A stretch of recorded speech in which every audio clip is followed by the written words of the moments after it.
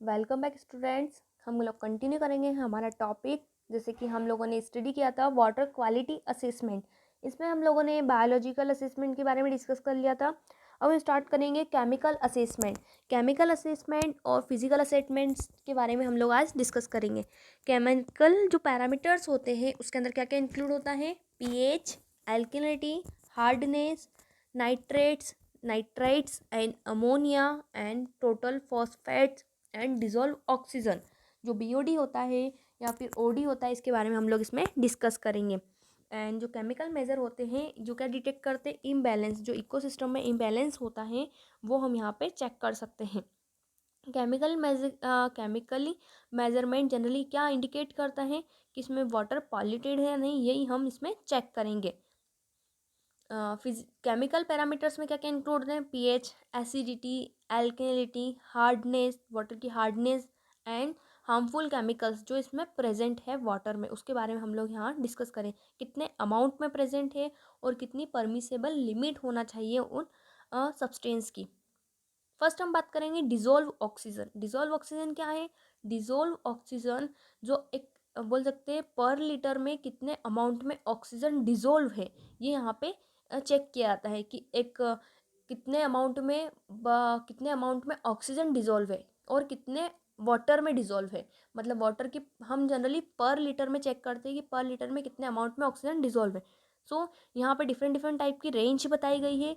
एक standard range है as per Indian standard, यहाँ पे रेंज बताई गई है कि कितनी स्टैंडर्ड रेंज होना चाहिए डिजोल्व ऑक्सीजन की वाटर के अंदर। जैसे फ्रेश वाटर में 6 to 12 mg पर लीटर, मतलब पर लीटर में 6 to 12 mg ऑक्सीजन डिजोल्व होना चाहिए। किस में? यहाँ पे किसके बारे में बात कर रहे हैं? फ्रेश वाटर में। इसी टाइप से रिवर वाटर, सी वाटर का जो सरफेस है और बॉटम है, इसके बारे में यहाँ पे रेंज दी गई है। नेक्स्ट, डिजोल्व वाटर के हम ड्रिंकिंग वाटर में परमिसेबल और डिज़ायरेबल लिमिट के बारे में बात करें तो डिज़ायरेबल लिमिट कितनी होनी चाहिए? 15 mg पर लीटर। और इसी टाइप से परमिसेबल लिमिट भी बताई गई है। एंड इसको हम किसके थ्रू कैलकुलेट कर सकते हैं? यहाँ पे एक फार्मूला दिया गया है जिसके थ्रू हम क्या कर सकते हैं? डिजोल्व ऑक्सीजन को कैलकुलेट कर सकते हैं। इसी टाइप से बीओडी। बीओडी क्या होता है? बायोकेमिकल ऑक्सीजन डिमांड, या फिर हम बोल सकते हैं बायोलॉजिकली ऑक्सीजन डिमांड। जो क्या होती है? एक जो वाटर है, वाटर में क्या है? ऑक्सीजन प्रेजेंट है ना। इन्वायरमेंट की ऑक्सीजन हो सकती है, तो वाटर में क्या, जो ऑक्सीजन एक माइक्रो ऑर्गेनिज्म है जो जो वाटर में रहते हैं, एक्वेटिक इन्वायरमेंट में जो वाटर में जो माइक्रो ऑर्गेनिज्म प्रेजेंट है, तो वो किस टाइप से वाटर को उस किस टाइप से वाटर से ऑक्सीजन को अपटेक करते हैं। तो वाटर ज़रूरी है। वाटर क्या है? वाटर में ऑक्सीजन का होना ज़रूरी है, क्योंकि ऑक्सीजन को लेंगे वो ऑर्गेनिज्म, फिर ही क्या कर पाएंगे वो ऑर्गेनिज्म ऑक्सीजन को लेंगे, उसी के द्वारा वो क्या करते हैं? रेस्पायरेशन की प्रोसेस को कंप्लीट कर पाएंगे। डिज़ोल्व ऑक्सीजन होता है, इसके द्वारा हम क्या कर सकते हैं? हम यहाँ पे पॉल्यूशन का लेवल चेक कर सकते हैं। जनरली अगर हम एक्वेटिक इन्वायरमेंट के बारे में बात करें तो जो फिश वगैरह होती है उनको अपनी ग्रोथ एंड एक्टिविटी के लिए 5 to 6 ppm that means parts पर मिलियन ऑक्सीजन की, डिजोल्व ऑक्सीजन की आवश्यकता होती है। एंड इसी टाइप से अगर 3 ppm अगर वाटर में ऑक्सीजन प्रेजेंट है, ऑक्सीजन का अमाउंट प्रेजेंट है, तो क्या होगा? वहाँ पे एक स्ट्रेसफुल इन्वायरमेंट होगा एक्वेटिक माइक्रो ऑर्गेनिज्म के लिए। सो वो वहाँ पे क्या हो गया? क्योंकि वहाँ पे पॉल्यूटेड है वाटर, तो वहाँ पे क्या है? ऑक्सीजन का अमाउंट कम है। इसी टाइप से हम ऑक्सीजन के अमाउंट को वहाँ पे चेक कर सकते हैं कि बायोलॉजिकली ऑक्सीजन डिमांड कितनी होना चाहिए। जनरली एक अनपॉल्यूटेड वाटर में 5 mg पर लीटर या इससे कम बीओडी होना चाहिए। नेक्स्ट हम देखें बीओडी को किस टाइप से मेज़र कर सकते हैं। तो बीओडी को मेज़र करने के लिए बीओडी इंक्यूबेटर होता है, इनको टाइट्रेमेट्रिक मतलब टाइट्रेशन के थ्रू इसको मेज़र कर सकते हैं। एंड इसका जो फार्मूला है D1 - D5। जैसे यहाँ पे क्या होगा? अगर हम वाटर के हम बीओडी चेक कर रहे हैं तो हम सबसे पहले क्या करें? इमीडिएटली जब हमने सैंपल लिया है, जो डाइल्यूटेड वाटर का सैंपल लिया है, उसका इमीडिएटली हम क्या चेक करेंगे? डिजोल्व ऑक्सीजन कितना है उसमें। एंड उसको 5 days बाद हम उसको इंक्यूबेशन में रख दिया हमने 20 डिग्री सेंटीग्रेड पर। अब उसको हम आफ्टर 5 days हम उसको देखेंगे तो उसमें बीओडी कितना है इसका। इस इन दोनों का जो लेवल है, इन दोनों को हम क्या करेंगे? इन दोनों को माइनस करेंगे। जैसे D1 - D5 को करेंगे तो हमारे पास क्या आ जाएगा? बीओडी का लेवल आ जाएगा, कितने mg पर लीटर में बीओडी वहाँ पर प्रेजेंट है। इसी टाइप से केमिकल ऑक्सीजन डिमांड होता है। इसमें क्या होगा, केमिकली किस टाइप से ऑक्सीजन की डिमांड होती है, एक स्पेसिफिक कितना अमाउंट में ऑक्सीजन प्रेजेंट है। नेक्स्ट हम बात करते हैं पीएच। पीएच क्या होता है, जनरली सभी जानते हैं पीएच, नए प्रेजेंस ऑफ हाइड्रोजन आयन, है ना, इसी को क्या कहते हैं पीएच। तो पीएच क्या होता है, पीएच जनरली पीएच की एक स्केल होती है जिससे पीएच को मेज़र किया जाता है, एसिडिक कंडीशन है या बेसिक है या फिर न्यूट्रल कंडीशन है। पीएच का इफेक्ट पड़ता है वाटर की क्वालिटी पे, है ना। पीएच को क्या बोल सकते हैं, पोटेंशियल ऑफ हाइड्रोजन या फिर बोल सकते हैं presence of hydrogen ion. Generally neutral pH होता है वाटर का, है ना। वाटर जनरली बोलते हैं वाटर क्या होता है, उदासीन होता है, उदासीन प्रकृति का वाटर होता है। तो इसमें क्या होगा, इक्वल अमाउंट में कंसंट्रेशन होगा, concentration of free hydrogen and hydroxyl ion, इन दोनों का क्या होता है, इक्वल अमाउंट में प्रेजेंट होते हैं न्यूट्रल पीएच में। बट क्या होता है कि वाटर जनरली एक बहुत रेयर है कि न्यूट्रल अमाउंट में वाटर प्रेजेंट हो।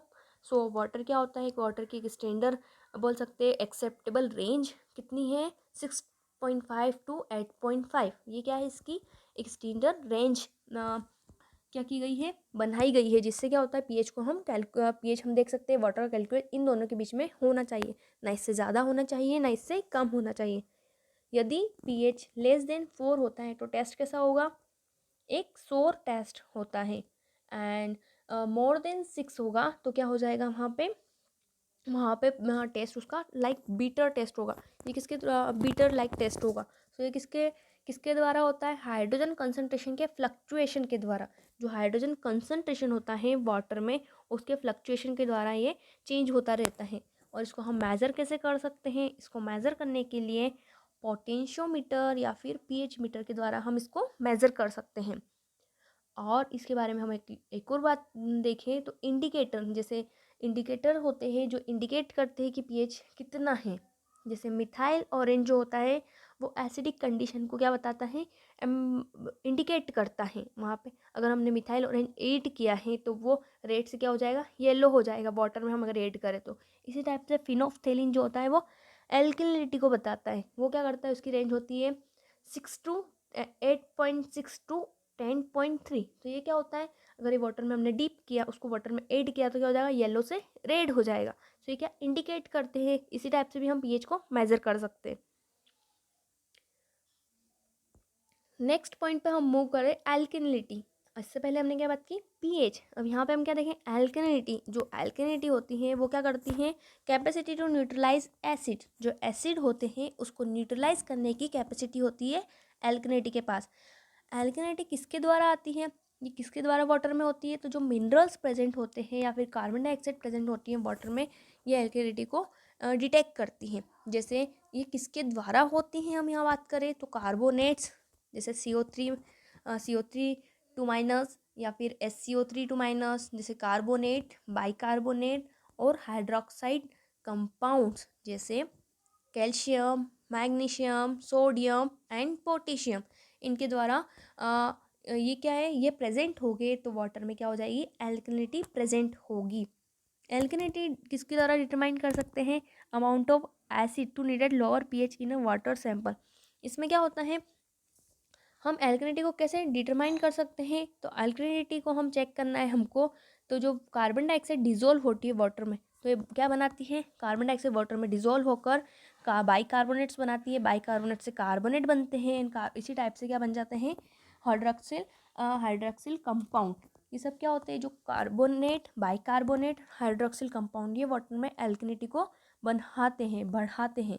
एंड जो एल्कलिनिटी होती है इसके द्वारा क्या होता है, इंक्रस्टेशन ऑफ पाइपलाइन। जो पाइपलाइंस होती हैं उनके अंदर इंक्रस्टेशन होता है और क्या होता है, फॉर्मेशन होता है वाइट डिपॉजिट का। जो वाइट डिपोजिशन होता है, जैसे हम बात करें तो जो नल की पाइपलाइन होती है, किसी भी पाइप जिसमें पानी जा रहा है, तो वहाँ पे क्या हो जाएगा, उसकी जो पाइप की सरफेस है, या बोल सकते हैं उस जो पाइप का शेप है उसके अंदर पानी जम जाएगा, इस टाइप से बोल सकते हैं। तो वो क्या हो जाएगी, वहाँ पे वाटर में एल्कलिनिटी ज़्यादा है। इससे क्या हो रहा है, वाटर में जो पाइप है उस पर वहाँ पे क्या हो रहा है, इनक्रस्टेशन हो रहा है। सो आपको समझ में आया होगा किस टाइप से इनक्रस्टेशन होता है एल्कलिनिटी के द्वारा। इसको हम किस टाइप से चेक कर सकते हैं, इसको हम टाइट्रीमेट्रिक मेथड के द्वारा इसको चेक कर सकते हैं, मतलब टाइट्रेशन के द्वारा। नेक्स्ट हम बात करेंगे हार्डनेस। हार्डनेस एक इम्पोर्टेंट पॉइंट है हमारा केमिकल असेसमेंट का। ये किसके थ्रू होता है? प्रेजेंट ऑफ मल्टीवैलेंट या फिर हाई मिनरल कंटेंट। यहाँ पे हाई मिनरल कंटेंट है या फिर क्या प्रेजेंट है यहाँ पे? केटायंस। जो केटायंस होते हैं उनके प्रेजेंट होने पर वाटर में क्या होती है? हार्डनेस आती है। जो केटायंस जनरली हार्डनेस किस में होती है? जो ग्राउंड वाटर होता है, जनरली बोल सकते हैं बोरिंग का पानी, उसमें क्या होती है? हार्डनेस ज़्यादा होती है, क्योंकि वहाँ पे क्या प्रेजेंट है? मिनरल्स ज़्यादा प्रेजेंट होते हैं, जैसे Ca2+, Mg2+, Fe3+, या फिर SO4 2- या फिर बाइकार्बोनेट। तो इनको क्या बोल सकते हैं? कैल्शियम, मैग्नीशियम, आयरन, सल्फेट और बाइकार्बोनेट, इनके थ्रू क्या होती है? वाटर में हार्डनेस आती है। जो हार्डनेस होती है इसको हम टेस्ट के थ्रू डिटरमाइन कर सकते हैं, है ना। और जनरली ये जो वाटर है इसको कहाँ पे यूज़ होता है? House hold and industrial uses में किया जाता है इसका यूज़। एंड इसमें क्या होता है? हार्डनेस जनरली 2 टाइप्स की होती है, इसमें हम देखेंगे आगे हार्डनेस है। जनरली हमें समझ लेते हैं पहले हार्डनेस को कैसे चेक कर सकते हैं। जैसे जो बोलते हैं वाटर क्या होता है? हार्डनेस डेट मीन्स जो कठोर पानी और क्या बोल सकते हैं? सॉफ्ट वाटर और हार्ड वाटर। तो जो हार्ड वाटर होता है, अगर हम वो क्या होता है? जनरली ऐसा बोलते थे, आपने क्लासेस में सुना होगा कि क्या होता है? झाग देता है, मतलब फॉर्म बनते हैं। अगर साबुन के साथ अगर इसके फॉर्म बनते हैं सोप के साथ, तो क्या होता है? वाटर सॉफ्ट वाटर है। और यहाँ पे जब झाग नहीं बन रहे, जो फॉर्म का फॉर्मेशन नहीं हो रहा है, तो वाटर क्या है? हार्ड है। इस टाइप से भी हम वाटर को चेक कर सकते हैं। एंड सॉफ्ट वाटर क्या होता है? लो बफर कैपेसिटी होती है ना। इसको मेज़र किस टाइप से करते हैं? टाइट्रेशन मेथड के द्वारा। अब यहाँ पे हम बात करेंगे, जो हार्डनेस होती है वो 2 टाइप्स की होती है। First one is temporary hardness and second one is permanent hardness. Temporary hardness होती है वो किसके द्वारा आती है? Generally bicarbonates. जो बाइकार्बोनेट्स प्रेजेंट होंगे वाटर में, तो उनके द्वारा क्या होगी? टेम्परेरी हार्डनेस आती है। इसको हम जनरली बॉइलिंग्स मेथड के, अगर हम वाटर को बॉईल करेंगे तो उसके द्वारा प्रेसिपिटेशन बन जाएंगे कैल्शियम कार्बोनेट के, और उससे जो पर टेम्परेरी हार्डनेस है उसको हम दूर कर सकते हैं। बट जो परमानेंट हार्डनेस होती है वो किसके द्वारा आती है? Present of calcium, magnesium, iron and sulphate के द्वारा होती है। इसको हम बॉइलिंग मेथड के द्वारा दूर नहीं कर सकते हैं। इसके लिए हमको दूसरे आयन एक्सचेंज मेथड वगैरह इस टाइप के मेथड के द्वारा हम इसको हमें इन टाइप के मेथड का यूज़ करना होता है। अब हम बात करेंगे इनऑर्गेनिक कंस्टिट्यूएंट ऑफ वाटर, मतलब जो केमिकली सब्सटेंस होते हैं वो वाटर में कितने परसेंट में प्रेजेंट होना चाहिए। जैसे फर्स्ट हम बात करेंगे क्लोराइड। जो क्लोराइड आयन होते हैं वो हाई अमाउंट में वाटर को पॉल्यूटेट करते हैं, एंड मेटाबॉलिक डिसऑर्डर्स भी इनके द्वारा होते हैं। तो ये क्या होते हैं? ये जनरली जो रेन वाटर होती है उनमें प्रेजेंट होते हैं क्लोराइड्स। एंड स्टैंडर्ड, इसकी लिमिट के बारे में बात करें, स्टैंडर्ड लेवल ऑफ क्लोराइड कितना होना चाहिए पर लीटर के बारे में हम ये बात कर रहे हैं, तो 200 mg/लीटर। एंड मैक्सिमम, ज़्यादा से ज़्यादा हम मैक्सिमम परमिशिबल लिमिट के बारे में बात करें तो कितनी होगी? 600 mg/लीटर। और इसको किसके द्वारा मेज़र कर सकते हैं? स्पेक्ट्रोमीटर या टाइट्रेशन मेथड। टाइट्रेशन मेथड में हम बोल सकते हैं इसको मोहर मेथड्स के थ्रू भी कर सकते हैं, और इसको सिल्वर नाइट्रेट के साथ टाइट्रेट किया जाता है। नेक्स्ट हमारा अमोनिया। अमोनिया क्या होता है? अमोनिया एक बोल सकते हैं जनरली कहाँ पे प्रेजेंट होता है? From metabolic, agriculture, industrial process. जो इंडस्ट्रियल प्रोसेस होती है उनके द्वारा ये क्या होता है? अमोनिया वाटर में प्रेजेंट होता है। सो जो अमोनिया होता है वो अमीनो एसिड्स के सिंथेसिस के लिए, अमीनो एसिड जो होते हैं उनके फॉर्मेशन के लिए प्लांट्स और एनिमल के द्वारा यूज़ कर लिया जाता है। बट जो मॉलिकुलर फॉर्म में होता है ये जनरली यूज़ नहीं कर लिया जाता है, इसलिए इसको जो इसके फॉर्म्स होते हैं जैसे नाइट्रेट, नाइट्राइट्स, इनमें अगर कन्वर्ट हो जाता है अनदर फॉर्म में तो इनका यूज़ कर लेते हैं। तो ये जो नाइट्रेट्स हैं ये वाटर में इनके अमोनिया है जो इसके फॉर्म में प्रेजेंट होता है, तो ये यूज़ कर लिया था। बट डायरेक्टली जो अमोनिया होता है वो एनिमल्स और प्लांट डायरेक्टली अपटेक नहीं कर सकते हैं। तो इसकी जो नेचुरल लेवल से कितना होना चाहिए? बिलो 0.2 mg/लीटर। एंड एनएरोबिक ग्राउंड वाटर में कितना कंटेंट होना चाहिए इसका? 3 mg/लीटर। एंड ये जो प्रेजेंट होता है अमोनिया अगर वाटर में प्रेजेंट है तो वहाँ पे क्या प्रेजेंट होंगे, बैक्टीरिया।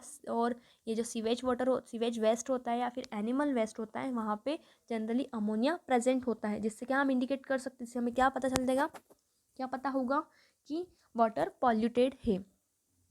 नेक्स्ट हम बात करें हाइड्रोजन सल्फाइड। जो हाइड्रोजन सल्फाइड है ये क्या करेगा, हमको एक ऑर्डर, यहाँ पे जो वाटर है उसका ऑर्डर चेंज हो जाएगा अगर वाटर में गैसेस प्रेजेंट है, जैसे हाइड्रोजन सल्फाइड या मैथेन वगैरह कुछ भी अगर गैसेस प्रेजेंट है तो वहाँ पे क्या होगा, वाटर का ऑर्डर चेंज हो जाएगा। सो ये बहुत कम अमाउंट में, एक माइन्यूट अमाउंट में प्रेजेंट होना चाहिए, जैसे 0.05 से 0.1 mg/लीटर इसकी एक्सेप्टेबल लिमिट, इससे ज़्यादा होगा तो वाटर पॉल्यूटेड हो चुका होगा।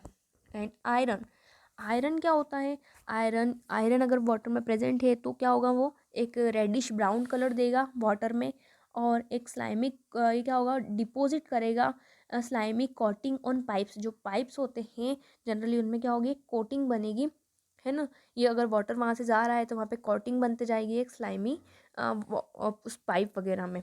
तो ये क्या है, इसकी भी एक बहुत कम माइन्यूट अमाउंट में आयरन वाटर में प्रेजेंट होना चाहिए। नेक्स्ट सोडियम क्या होता है, सोडियम को मेजर कर सकते हैं फ्लैम फोटोमीटर के द्वारा, एंड इसकी बोल सकते हैं परमिशेबल लिमिट होती है -200 mg/लीटर। इसी टाइप से अलग अलग सब्सटेंस होते हैं, जैसे सल्फेट है और लेड और आर्सेनिक है। आर्सेनिक तो बहुत कम अमाउंट में वाटर में प्रेजेंट होना चाहिए। और जो आयरन है और मैग्नीशियम है ये क्या करते हैं, जनरली डीकलराइजेशन की प्रोसेस को परफॉर्म करते हैं। आयरन और मैग्नीशियम ये क्या करते हैं, जनरली डीकलराइजेशन की प्रोसेस को परफॉर्म करते हैं। जैसे जो हम अगर वॉशिंग में इनका यूज़ करते हैं, अगर वाटर में आयरन प्रेजेंट है या मैग्नीशियम प्रेजेंट है तो वो क्या करेंगे, कपड़ों का रंग उड़ा देंगे, क्लॉथ्स वगैरह का, इसलिए इनको क्या बोलते हैं, डीकलराइजेशन का वर्क करते हैं। एंड कॉपर के बारे में हम लोग बात करें तो कोरोजन करता है, मतलब जंग लगाता है, जो स्ट्री फिटिंग वगैरह होते हैं इनमें कोरोजन की प्रोसेस को बढ़ाता है। और ये क्या करता है, लंग्स और रेस्पायरेटरी रिलेटेड जो प्रॉब्लम्स होती है क्रिएट करता है, अगर इसकी एक परमिशेबल लिमिट से ज़्यादा अमाउंट में ये प्रेजेंट है तो। जैसे इसकी परमिशेबल लिमिट है 0.05 to 1.5 mg/लीटर, इसकी परमिशेबल लिमिट है। एंड सल्फेट के बारे में हम लोग बात करें तो सल्फेट क्या है, सल्फेट एक लेक्सिटिव इफेक्ट देता है, जैसे क्या होता है, डिप्रेशन या डायरा होने के चांसेस होते हैं। ये इसकी लिमिट से अगर ज़्यादा प्रेजेंट है, ज़्यादा अमाउंट में प्रेजेंट है तो ये क्या कर सकता है, लेक्सिटिव टाइप के इफेक्ट देता है। एंड नेक्स्ट हमारा लास्ट पॉइंट है हमारा एल्यूमिनियम। एल्यूमिनियम क्या है, एल्यूमिनियम का कंसनट्रेशन कितना होना चाहिए, एल्यूमिनियम का कंसनट्रेशन 0 बोल सकते हैं, बहुत कम अमाउंट में एल्यूमिनियम का प्रेजेंट होना चाहिए। जैसे अगर मोर देन 0.2 है तो ये क्या कर सकता है, ये भी बहुत सारे इफ़ेक्ट कर सकता है वाटर पर। वाटर क्या हो जाता है, पॉल्यूटेड हो जाता है। तो जनरली एल्यूमिनियम का भी कम अमाउंट वाटर में प्रेजेंट होना चाहिए। नेक्स्ट हम मूव करेंगे फिजिकल असेसमेंट। जो फिजिकल क्वालिटी होती है वो किस प्रकार मेज़र कर सकते हैं वाटर की। फिजिकली जनरली हम फिजिकली बहुत इजी पॉइंट्स हैं, जैसे कलर देख के हम चेक कर सकते हैं वाटर की क्वालिटी कैसी है। कलर, ऑर्डर मतलब उसमें किस टाइप से हमें स्मेल आ रही है, वाटर में किस टाइप का हमें कोई इसमें कोई टेस्ट में कोई किस टाइप का चेंजेस नज़र आ रहा है। या फिर बोल सकते हैं टेम्परेचर एंड सॉलिड्स, कौन कौन से सॉलिड उसमें डिजॉल्व हैं, टोटल डिजॉल्व सॉलिड कितने हैं, या फिर टोटल सस्पेंडेड सॉलिड्स किस टाइप के हैं, कितने अमाउंट में प्रेजेंट होना चाहिए। एंड टर्बिडिटी, लास्ट हमारे क्या है, टर्बिडिटी। तो हम स्टार्ट करते हैं टर्बिडिटी से। टर्बिडिटी शुड बी जनरली हम बोल सकते हैं जो ड्रिंकिंग वाटर है वो फ्री होना चाहिए टर्बिडिटी से। टर्बिडिटी में क्या होता है, टर्बिडिटी किसके थ्रू आती है, जैसे क्ले, ऑर्गेनिक मैटर, एल्गी और अदर माइक्रो अगर वाटर में प्रेजेंट है तो क्या होगी, वहाँ पे टर्बिडिटी प्रेजेंट होगी। एंड जनरली टर्बिडिटी की एक्सेप्टेबल लिमिट है लेस देन 4 NTU यहाँ पर नेफेलोमेट्रिक टर्बिडिटी यूनिट होती है। जो टर्बिडिटी को मेज़र करने के लिए यूज़ किया जाता है नेफेलोमीटर। जैसे जनरली अलग अलग टेक्निक्स का यूज़ किया जाता है टर्बिडिटी को मेज़र करने के लिए। जैसे हम यहाँ पे बात करें तो क्या होगा, जैसे फर्स्ट क्या होगा, जैसे बहुत सारे टाइप के डिफरेंट इंस्ट्रूमेंट होते हैं, जैसे turbidity rod, balance turbidity, nephelometer and Jackson turbidometer. ये अलग अलग टाइप के टर्बिडिटी को चेक करने के इंस्ट्रूमेंट है जिनके द्वारा हम क्या कर सकते हैं, टर्बिडिटी को मेज़र कर सकते हैं। तो इसी टाइप से एक नेफेलोमेट्रिक टर्बिडिटी यूनिट है, उसके अकॉर्डिंग 4 से ज़्यादा यूनिट नहीं होना चाहिए। टर्बिडिटी लेस देन 4 ही होना चाहिए। टर्बिडिटी किस फॉर्म में दिखाई देती है, एक क्लाउडनेस दिखाई देती है सॉल्यूशन में। जो सॉल्यूशन है उसमें क्या दिखाई देगी, क्लाउडनेस दिखाई देगी। और जो लाइट है वो ट्रांसमिट नहीं हो पाएगी अच्छे से वाटर में से। जो वाटर है अगर उसमें टर्बिडिटी है तो वाटर में से लाइट अच्छे से ट्रांसफ़र नहीं हो पाएगी। जैसे यहाँ पे एक डायग्राम के थ्रू आपको बताया गया है कि लो टर्बिडिटी टू हाई टर्बिडिटी किस टाइप से टर्बिडिटी बढ़ रही है। हम यहाँ पे देखें तो लेफ्ट हैंड साइड पे जो वाटर है एकदम प्योर फॉर्म में दिखाई दे रहा है as a compare to right hand side के वाटर से। हम इसको कंपेयर करें, टर्बिडिटी किस फॉर्म में होती है, वाटर में जो क्लाउडनेस दिखाई देती है वो क्या होती है, वाटर की टर्बिडिटी। एंड जनरली टर्बिडिटी को mg/लीटर में चेक किया जाता है और 1 mg/लीटर इक्वल्स टू 1 parts/million, ये दोनों सेम यूनिट होती हैं। एंड टर्बिडिटी किसके द्वारा आती है, हमने देखी टर्बिडिटी एल्गी फंगल के प्रेजेंट में या फिर वाटर में कोई क्ले पार्टिकल्स प्रेजेंट है या कोई अनवांटेड पार्टिकल्स वाटर में प्रेजेंट है तो वहाँ पे क्या होगी, टर्बिडिटी बनेगी। और टर्बिडिटी अगर ज़्यादा होगी तो सनलाइट उसकी सरफेस से बहुत कम अमाउंट में पिनेट्रेट हो पाएगी। नेक्स्ट हम बात करें कलर की, तो कलर क्या है, drinking water should be free from colour.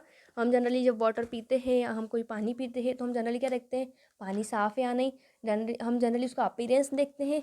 Firstly हम क्या देखते हैं कि उसमें वाटर जो है उसका लुक किस टाइप का, मतलब दिखाई देने में कैसा है, लुक्स असेस्टिकली होना चाहिए। वो किस टाइप का होना चाहिए, असेस्टिकली, मतलब हमें दिखाई देने में अच्छा होना चाहिए, उसका अपीयरेंस हमें अच्छा होना चाहिए, है ना। उसी के बाद हम पानी को पीते हैं तो क्या होना चाहिए, उसमें कोई टर्बिडिटी नहीं होनी चाहिए, कोई कलर नहीं होना चाहिए। एंड कलर किसके द्वारा चेंज होता है, उसमें कोई ऑर्गेनिक मैटर या फिर आयरन्स, मैग्नीज या इंडस्ट्रियल वेस्ट उसमें मिक्स हो जाती है तो क्या हो जाता है, वाटर में कलर शो होने लगता है। और गाइडलाइन इसकी स्पेशल वैल्यू बनाई गई है, कितनी है इसकी value, 15 true colour unit, 15 true colour unit TCU।